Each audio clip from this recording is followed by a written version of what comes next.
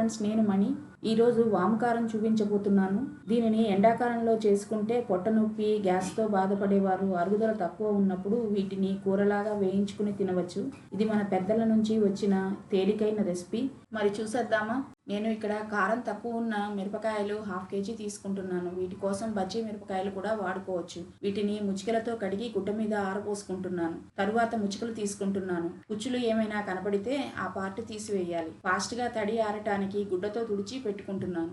ఇవి 1/2 కేజీ మిరపకాయలు కదా, వీటికి 50 గ్రాముల కల్లుప్పు, 30 గ్రాముల దాకా పచ్చివాము తీసుకుంటున్నాను. వాము ఘాటు ఇష్టపడేవారు 50 గ్రాముల దాకా తీసుకోవచ్చు. ఇప్పుడు బ్లెండర్లోకి వాము, ఉప్పు వేసి పల్స్ మోడ్లో కోర్సుగా గ్రైండ్ చేసుకున్నాను.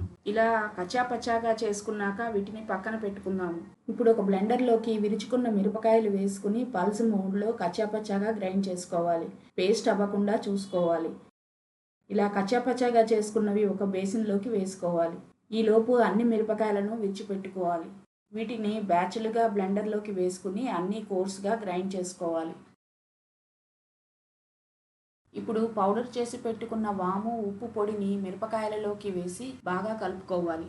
కలిపి పెట్టుకున్న పచ్చిమిర్చి, వాము, ఉప్పు మిక్సర్ని ఒక ప్లాస్టిక్ కవర్ మీద పల్చగా పరుచుకుని ఎండలో పెట్టుకుని పైన దుమ్ము పడకుండా అరేంజ్ చేసుకోవాలి. 4 రోజులు ఎండిన తరువాత బాగా ఎండి ఇలా విరిస్తే విరిగిపోతుంది. ఇలా ఉంటే ఎండినట్లే. ఇంకా 8 కంటైనర్లకు పెట్టి స్టోర్ చేసుకోవాలి.